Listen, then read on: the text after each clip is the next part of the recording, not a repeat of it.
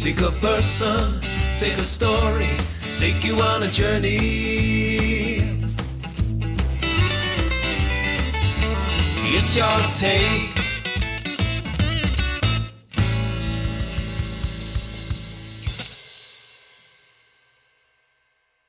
My guest today is also a Bristol resident whose life was transformed in 2014 when she saw a trailer for the film Albatross about the problem of plastic pollution and the plight of the Laysan albatross. This moment led my guest to set up her own environmental organisation called City to Sea, which campaigns to stop plastic pollution at source. In 2019, my guest won the Sunday Times Volvo Visionaries Award and was listed the year before as one of the UK's 50 New Radicals by The Observer.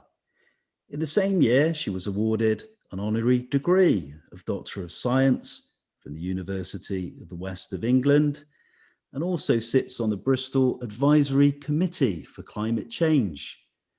Your Take welcomed Natalie Fee as our seventh guest on the programme.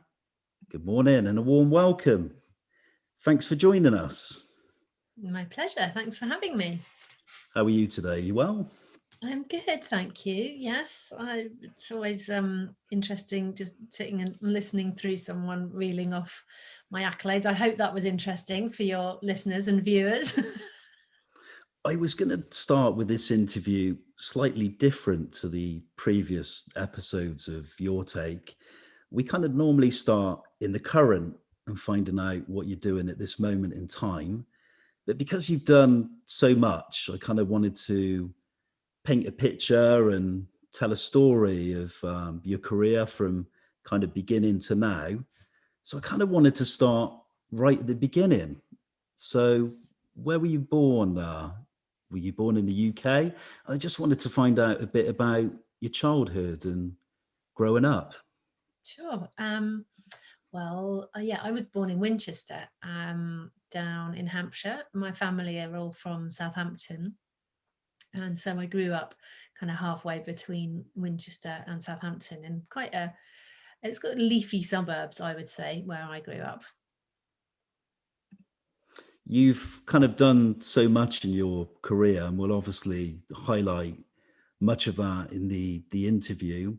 But at an early age, did you specifically know what you wanted to do work-wise? And was there somebody in your life who was a motivational figure for you? I think actually, when I was younger, the thing I most wanted to do was to perform or sing or dance or be on stage. So I was in all the sort of school plays doing the sort of lead roles, and I had sort of extracurricular kind of drama training, and that was really my first passion. But I think I got quite into smoking weed at a young age, and I think that kind of knocked me off track a bit in terms of the passion and the motivation and the drive I had. I got a bit more like, oh yeah, whatever, I just sort of I think it knocked that sort of quite intense focus that I had. And I ended up going to university straight out of college because my parents were terrified that if I had a year out that I would just go completely off the rails, because by that point I'd got into raving and having a lot of fun at weekends, and the weekends were blurring into the weeks, and they said, we're not going to support you basically unless you go to university. So I went for a grand total of about 6 weeks and realized that it just wasn't for me, because actually I didn't know what I wanted to do with my life, and I didn't have a sense what to do. So I did media studies and French because I could speak fluent French back then, and actually it was dropping out of university without the support of my parents, without any financial support, that made me get straight into work. So I started office temping and ended up in IT recruitment, and quite quickly discovered that I was pretty good at talking to people and building relationships, which then naturally translated into being pretty good at sales and recruitment. And this is like at the end of the 90s, when the IT industry was like exploding and the internet was just kind of coming onto the scene. And so, yeah, it was a really exciting place to be for someone in their late teens, early 20s. And I ended up sort of running my own kind of like headhunting company by the time I was 21, 22. But yeah, that wasn't kind of making me happy on the inside. I was very materially successful for a young person, but I had this other big sort of spiritual nature. And I think I woke to that quite young, and that the two didn't feel like they could meet or marry.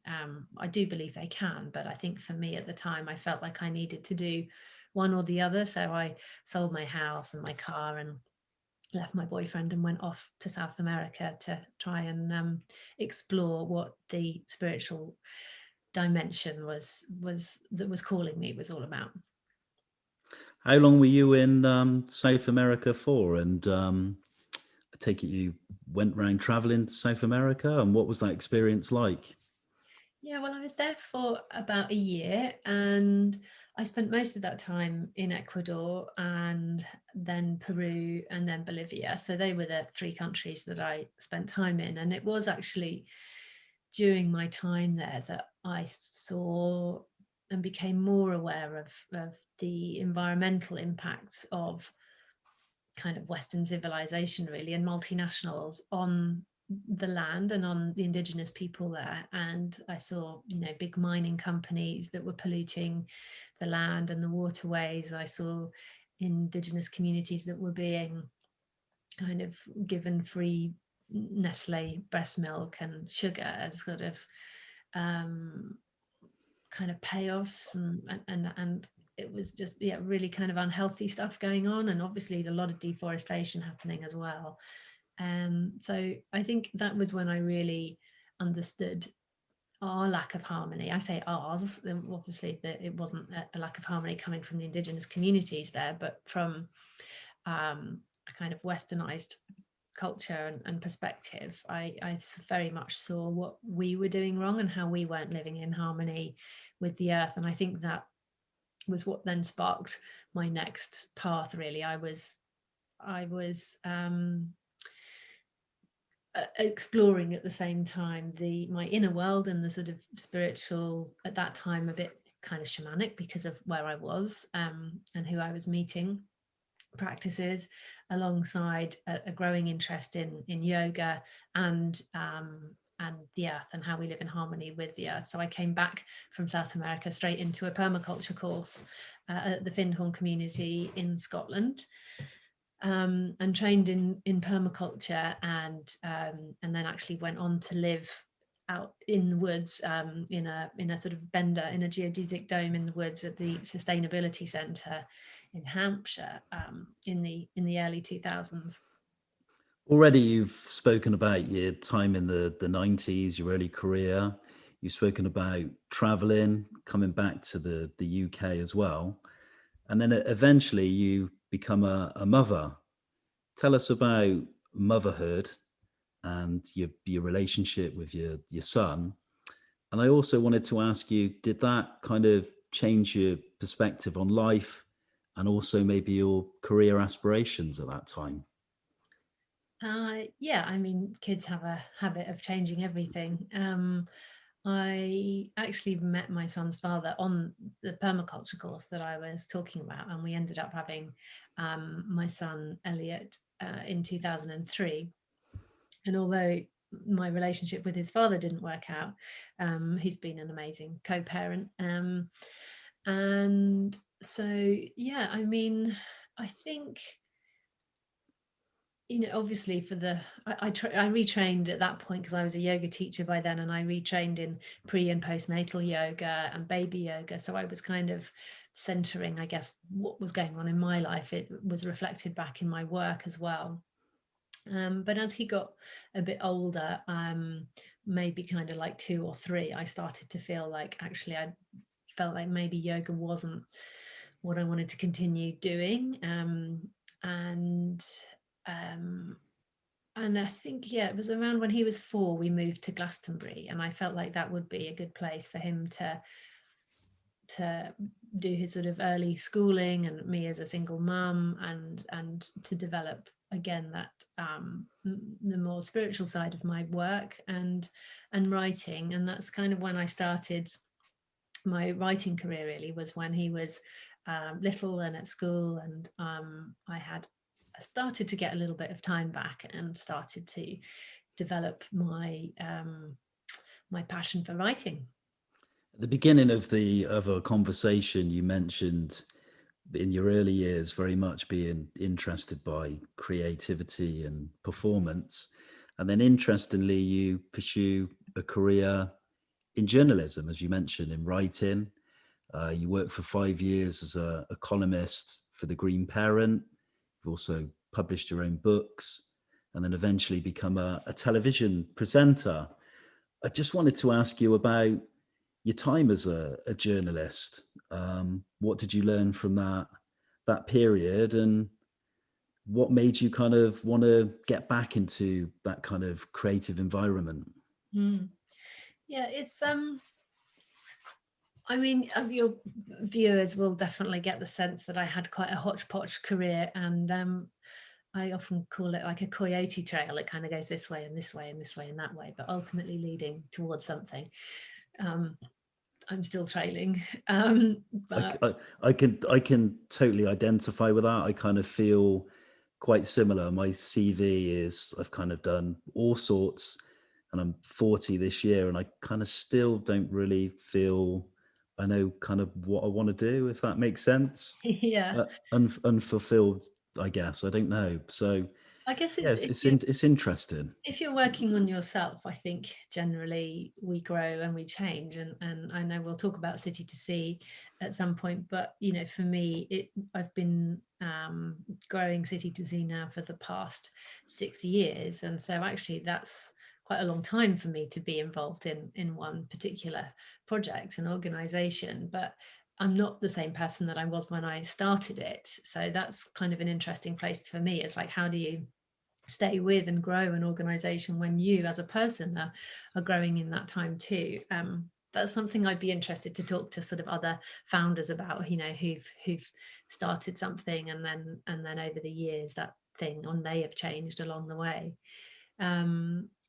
But yeah, I think, like, going back to your question on journalism, I think it was exploring how to communicate to a wider audience things that I was passionate about and felt like would in some way be of service to the world. Because my first book, which was published by Findhorn Press, which was all about happiness and the inner world, and how to transform everyday stresses and struggles into more energy and awareness. And I felt like that was kind of the not quite culmination, but a reflection on the previous sort of 10 years of spiritual development.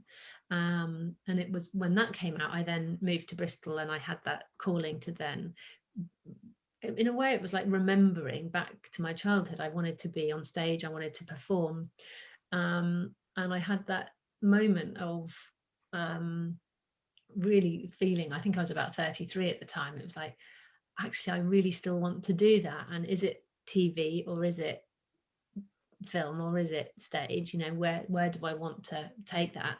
And actually, I decided to do the TV presenting, because I felt like that could be more of service to the world in communicating environmental issues, which I was then becoming, you know, sensing that we needed to really shift the dial when it comes to, you know, how we're treating our planet. So that was the decision that I made, and I retrained as a TV presenter, got a job for an ethical film production company in Bristol, and then me and Elliot moved up to Bristol because I also felt like I didn't really want him growing up in Glastonbury. It's an amazing place, but it's completely bonkers, and strangely, for such a cosmic place, it's quite one-dimensional. And I thought if he grew up in Bristol, he might get more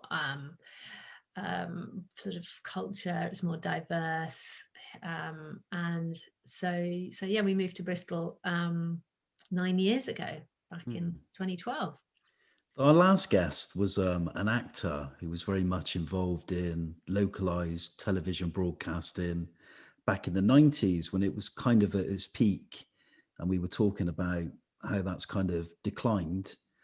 Was it kind of interesting to be involved with this network that created that were going to produce content across these major cities that was kind of localized broadcasting? Was that kind of an exciting premise? Yeah, do you mean when I worked for Made in Bristol TV? Yeah, for Made in Bristol, sorry. Yeah, it was exciting. I mean, for me, it was kind of the dream job. I've been wanting to do more presenting, and I got to go out in the community, and I had to do 4 stories a day for my daily kind of flagship show at 6 o'clock, which I co-presented with Jack Maynard, which was a lot of fun.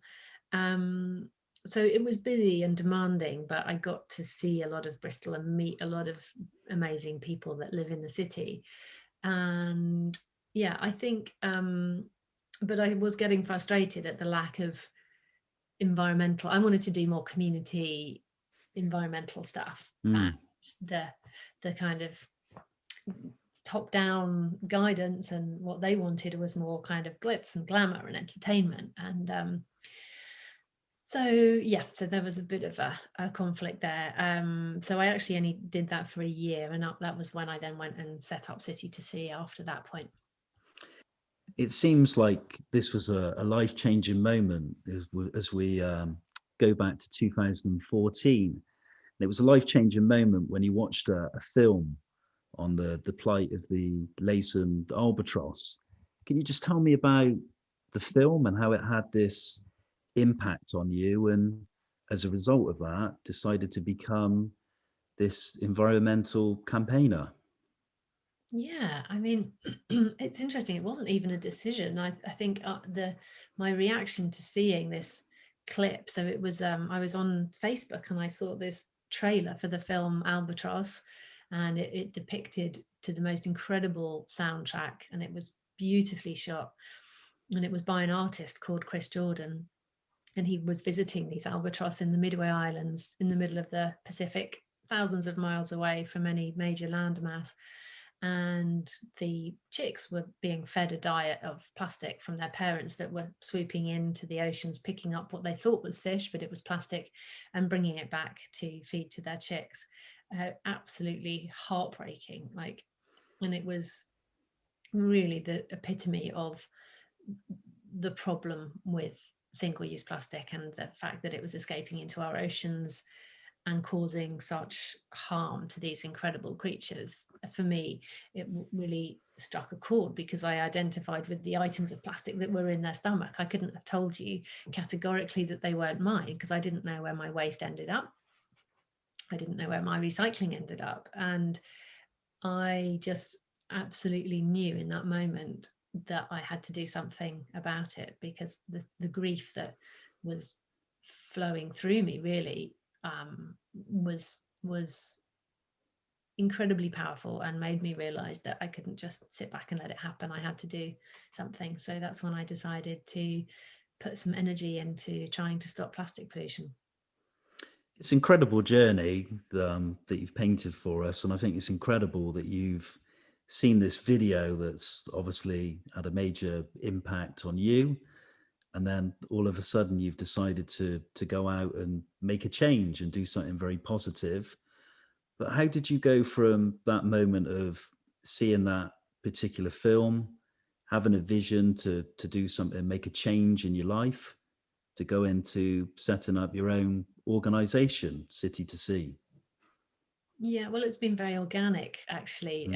I, at the time, was working for Made in Bristol. So I had a full-time job that was very demanding. And at the time, I didn't have any intention of leaving that. And so I kind of asked myself, well, what can I do that kind of, in a way, no one else is doing, to stop plastic pollution, or can I lend my skills and experience to another organisation? So I started looking around to see if there was any jobs going in some of the sort of leading ocean conservation organisations. Nothing was really there. And I'd also just written a song which wasn't about plastic pollution, but the lyrics I felt could work, set to a music video about plastic pollution. So my first thing that I did really was an artistic response. It was to create a music video, which I naively, optimistically thought might go viral and get everyone to stop drinking Coca-Cola and using plastic.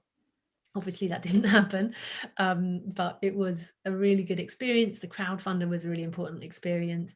And then I built this community and an awareness of plastic pollution and supporters and business supporters. So actually, when the music video had come out and I realized, oh, actually, that's not going to stop plastic pollution. It may have changed a few lives, but you never know when you put something out what the impact is of it. But to me, it didn't feel like it had the impact I hoped it would. And I thought there was more that I could do. So at that point, I looked at what was happening in Bristol and thought about running campaigns in Bristol to actually tackle our single-use plastics in the city. And I thought if we did something locally, then if it worked, we could scale it up into other cities and possibly even other countries. So that's how City to Sea was born. And I left Made in Bristol and jumped into City to Sea. I want to find out a little bit more about City to Sea, some of the campaigns you run. Can you tell me a little bit about the refill campaign and the Switch the Stick initiatives? I can indeed. I mean, initially, when we started out, we asked the people of Bristol, we ran community consultations to see what items were bothering people the most. And it came down to two main things, really. One was the plastics that were being flushed down the toilet and ending up on the banks of the River Avon, like cotton bud sticks. And the other one was the number of plastic bottles that were being littered and the bottle top caps. And they were, a lot of the bottle top caps were kind of washed down through the storm drains and out into the rivers and seas. And the plastic bottles would either then just get littered or end up through the waste stream, ending up in our rivers. And walking along down the Avon, there was just like thousands of plastic bottles there that were brought in and out on the high tides. So we decided to focus on those two areas, and that's when we then started working on two campaigns. But initially we started with the refill campaign, which is really a behaviour change campaign to connect people to taps all around them wherever they go, so they can refill their water bottle. Even if there's not a water fountain nearby, you can go into any shop or cafe that you find on the refill app and you can get a free refill. So we really wanted to make refilling accessible for everybody. We wanted to make people feel more comfortable about going in for a free refill. So we had the stickers in the window and bright posters inviting people in for a refill. And that was initially funded through European Green Capital in 2015. So we piloted it here in Bristol. It was a huge success. And we then ended up scaling that up around the country, eventually working with all the water companies to fund it, because we were kind of promoting tap water, really. We were getting people to refill with tap water. So it's just grown into this incredible global campaign now. We've got over almost 250,000 places listed on the refill app that you can refill your water bottle globally. I think around 120,000 of those are in Europe, and we've got over, just in the UK, over 33,000 sort of coffee shops and places that you can refill your water bottle. And now we've expanded beyond water, so you can also find your local zero waste shop, so you can refill your laundry liquid, household sort of items and things like that. So it really, now the app helps people eat, drink and shop with less plastic. And we've had over 330,000 downloads of the app. So it's been incredible, really. We're in 7 or 8 countries. in terms of people that are actually running refill schemes. And here in the UK, we've got over 400 refill communities run by volunteers that get people refilling in their local towns and cities, and add places to the app. So it's prevented a lot of plastic. So even just up until 2019, when we last calculated it, had stopped 100 million plastic bottles from entering the waste stream, and continues to go from strength to strength, which is really exciting. And it's really kind of powering that refill revolution and getting people used to the idea of, oh, this is what a circular economy needs to look like. We need to be designing products that we can use and reuse. And so, yeah, so that's the kind of one aspect of our work at City to Sea. Refill campaign's a big part of that. And the Switch the Stick campaign was going back to when we said we'd focus on plastics that are flushed down the toilet. So the cotton buds were being flushed down the toilet in their millions. These were ending up passing through the sewage filters and out into our rivers and seas. And I felt like they just could be made out of cardboard and paper like they used to be. They still shouldn't be flushed, but it seemed like that's what we needed to do. So we started a campaign called Switch the Stick and started a petition. We worked with 38 Degrees back in 2016. And within 3 months, we had 150,000 signatures on the petition, and put pressure on all of the 9 major retailers to switch the stick and to make their cotton buds out of paper or card instead of plastic. And it was a resounding success. We had a great few months. Within, I think, 4 months of launching the campaign, we'd got all of the 9 major UK supermarkets to agree to make the switch in 2017. And that stopped over 400 tonnes of non-recyclable single-use plastic at source every year since then. You've been running City to Sea now for 7 years, and another incredible aspect of the organisation is the way you've managed to build it. And also now you employ, I think, over 30 people in various different roles. That must be very fulfilling for you. Yeah, we're around 20 now. We have been up to 30 when we were delivering refill kind of nationally. We're down to about 20 now, and I've kind of been affected by COVID as well, because a lot of our partners were affected, and our funding was definitely affected by the pandemic. So I'd say we're kind of in recovery mode at the moment. We were very much on a kind of every year growing until the pandemic, because a lot of our funding was linked to on the go reusables, and of course none of us were on the go. But yeah, it is amazing having an incredible team of passionate, talented people who are working to help stop plastic pollution. I mean, I'd say the only thing is generally we're mostly digital campaigners, so actually it's sometimes harder for us to kind of connect in to like why we're doing this and remember and feel the impact of it, even though we can see in supermarkets and in, you know, the rise of zero waste shops, the rise of refill points in supermarkets. We know that we're part of that and we're powering that change.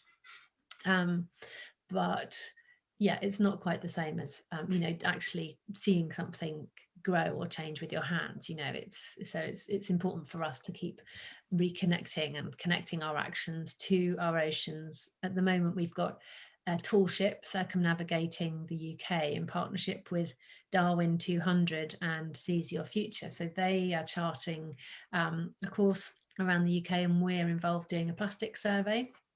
So that's a really good way of us to reconnect with our mission and be out on the water and to be communicating that to our audience. So yeah, it's exciting. The last 18 or so months have been particularly difficult for all sorts of businesses, and we've seen the UK business landscape. Some businesses have gone, sadly, due to the pandemic. Some have had to diversify, and as a result of that have done incredibly well. For an organisation like yours, have you had to sort of diversify in any way? And you've also mentioned about cuts to funding as well. Has it been a particularly testing period for you?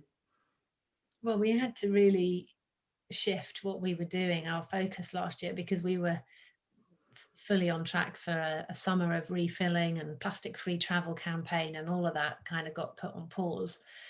And we then saw this massive surge in single-use plastics through PPE and sanitizers and tests, and suddenly it was this huge backlash against reusables because people were scared that that would be transmitting the COVID virus.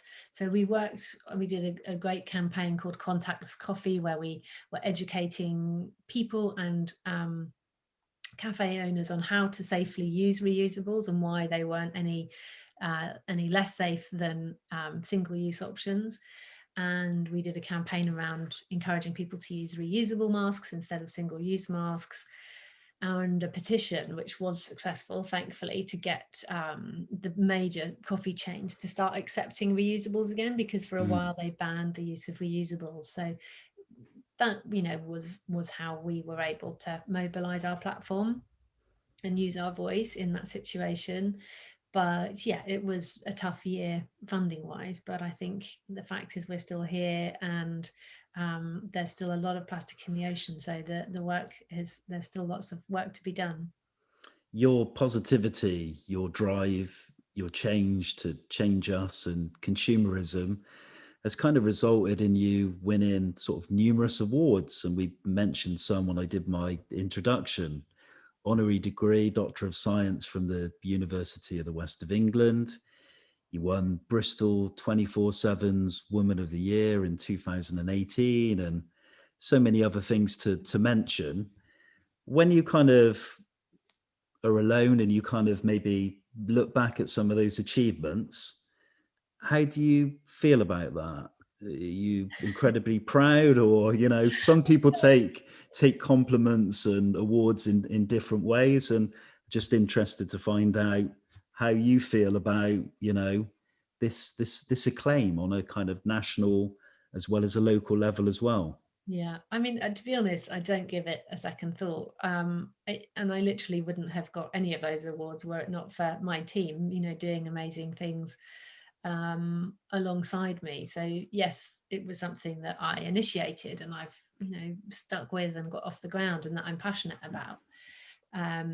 And yeah, it's lovely. It's helpful to win those kind of things from a platform point of view, and to help spread the message and raise awareness about the mission. So I'm grateful for what they've afforded us in terms of credibility, and raising awareness about our organisation and our mission. But yeah, I certainly don't lie there thinking, oh, how cool. I'm generally thinking, Christ, we've still got a lot to do. It's a lovely answer. I wanted to finish up with one final question before we come to the last list of questions. I'm from we're a family of four. I've got two younger boys, and it does increasingly frustrate me that when we're constantly buying things, shopping online or buying food, that everything is, like you say earlier, is just consumed and packaged in plastic or cardboard. And we kind of feel as a family that we literally go through more boxes of recycling than probably we should be. My question to you is, do you think there will be a penultimate change in the corporate shopping retailers? Will they adapt and change? Because so much of this food, for me, is just unnecessarily packaged these days. And it, even though people like yourself and there's strong campaigns to put a stop to it, for me, some of the major retailers still don't seem to be quite on board. Am I wrong there, or? Yeah, I mean, some of the supermarkets are definitely making more progress than others, and I think on the whole, we are moving towards more moving away from the non-recyclable packaging. I think that's an area that nearly all supermarkets are trying to phase out, the non-recyclable packaging. A lot of them are trying to phase out pointless plastics where they can, but there is the issue of food waste, and it's the way that we buy and consume food that means that the plastic obviously gives it a longer shelf life. So the supermarkets are generally working with those two big factors of, you know, the life cycle analysis in terms of carbon and transport and food waste and plastic waste as well. But we are seeing now more of a shift and towards more refill solutions in supermarkets. So I think 2022 is going to be a really exciting year for more in-store recycling. And then we're seeing kind of the more home delivery circular options, so refillable options like through programs such as Loop, and new reusable cup schemes from coffee chains where you can actually, you know, they'll give you a reusable mug and you can drop it off in another outlet. So I'm positive that the change is coming, and obviously we've had a recent announcement that the deposit scheme in the UK is going to go ahead, so whereby you get money back when you take your plastic bottles back, and that will improve the quality of recycling in the UK, which will mean that more of the kind of more essential plastic products can be used with recycled plastics. So I think all in all, it is shifting, and I think that shift is absolutely as a result of individuals and communities putting pressure on local MPs and putting pressure on their supermarkets to make those changes. So those individual actions are really powering the systemic change that we're starting to see now. At City to Sea, we've been working with a cohort, a number of other organisations, putting pressure on the government to make sure that plastics is very much included and centred in the Environment Bill. I always enjoy this part of your take. I hope you enjoy it as well, but I'm always interested to hear people's answers to these questions. The final 12 questions, where I'm basically just going to ask you some of your favourite things, what you like, what you don't like. Question number 1, what's your favourite pastime? Playing guitar.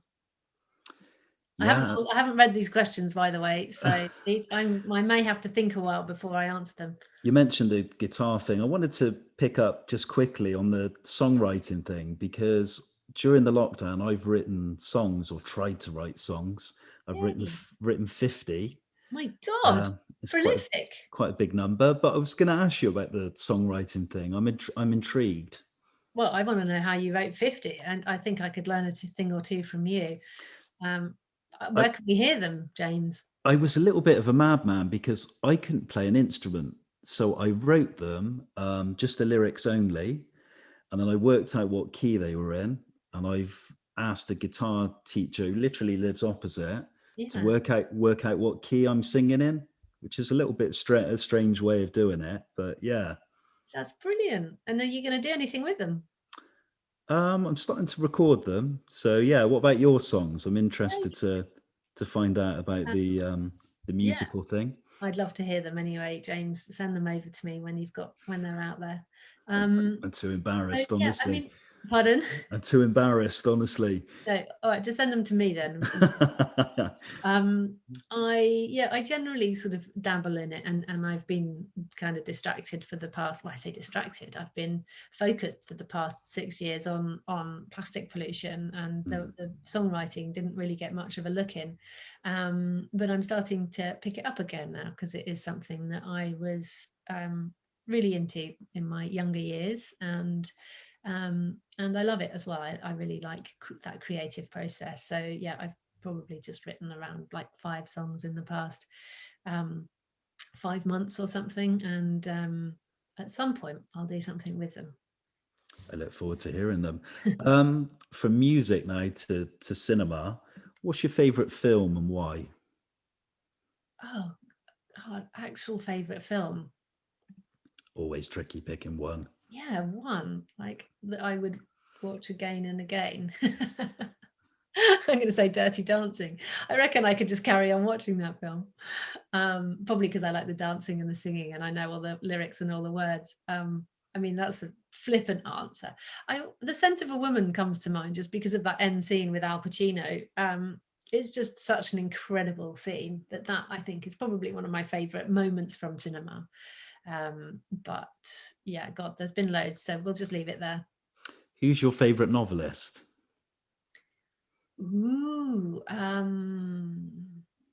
think I'll maybe go with Richard Powers, Richard Powers, the author of the Overstory. Okay. Incredible novel. Yeah, incredible work of art, really.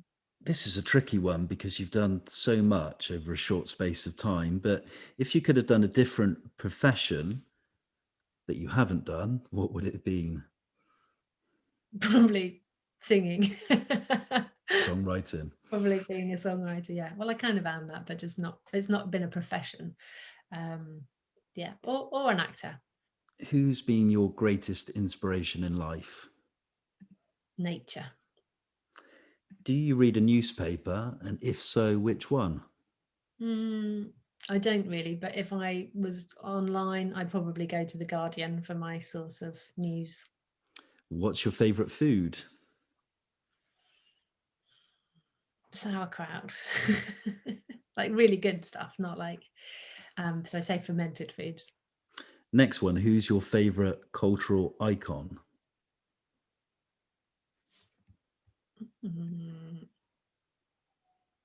Maybe Christiana Figueres. Okay, yeah. From the UAE. She's badass, doing good things for the planet. You can say this.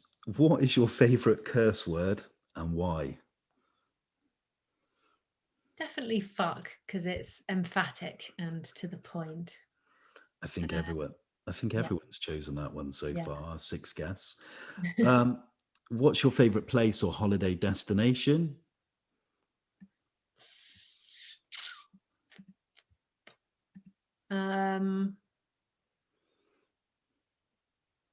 Well, I'm just back from the west coast of Scotland, and it was epically gorgeous for 2 of the sunny days. So on a sunny day, I'll say the west coast of Scotland. Okay, and the final 3. We come back to music. Who's your favourite music artist? And what is your favourite album? Oh, God, I'm really bad at sort of having these. I'm just going to go with what's current for me. Right now, my favourite artist is Sam Lee, English folk musician. Yeah. And his recent album, Old Wow, is the one that's bringing me lots of joy right now. What's your greatest achievement to date? Raising a happy, independent, relatively cool teenager. Trust somebody to ring the doorbell at that moment. How unprofessional of me. I expect somebody's dropping off a parcel. Yeah. Timed that perfectly, didn't they? And how do you wish to be remembered? I guess as someone who left the planet in a better state than when I came into it. Lovely final answer to finish up on. Natalie Fee, thanks kindly for joining us today for your take. Really enjoyed talking to you, and it's been an incredible, interesting journey listening to all your achievements. I just wanted to finally ask, how do we find out more about yourself and City to Sea? Sure. Well, my website is nataliefee.com, and that's where you can find links to my books. So I wrote a book which came out last year called How to Save the World for Free. And the paperback for that's just coming out now, soon. My next book is called Do Good, Get Paid, and that's due out in 2022, I think. So yeah, you can find all about me and my social media links and things like that. I'm across most of the social media channels. And then for City to Sea, we've got our website, citytosea.org.uk, and we are City2Sea _ on Twitter and Instagram, and Refill on Twitter and Refill HQ on Instagram. And we've got loads of videos and ways that people can find out more about plastic pollution. And we've got our Plastic Free Journal, which is a monthly newsletter, which I think is really brilliant. Our subscribers think is brilliant too, but it's a kind of roundup of what's been going on in plastics each month, and ways that people can get involved and campaign. So yeah, that's our Plastic Free Journal, which you can get on citytosea.org.uk. And lastly, what are your future plans with City to Sea? I think really get us back onto an even keel after COVID. We've just had World Refill Day, which was an absolute smasher. I mean, I couldn't be prouder of the team. So yeah, growing the global refill revolution. We're doing a lot of work around plastic-free periods in schools. So if there are any teachers out there or students who want some unbiased, very cool education resources, then you can get in touch with us around that. But yeah, mostly powering the refill revolution, and continuing to put pressure on the government and supermarkets for there to be a lot less single-use plastics in the world. I wanted to finish up with just two things. Thank you kindly for taking time out of your busy day, and also being our second guest with a Bristol City connection. We spoke to Woo! George. Yeah, George Ferguson was our first guest to launch Your Take. So thank you kindly. Thanks a lot. And lastly, I kind of wanted to just credit someone. Back on a music theme, a guy called Rob Davis did a nice little musical ident for us. We wanted something a little bit like the 1980s snooker theme, which I think is called Drag Racer.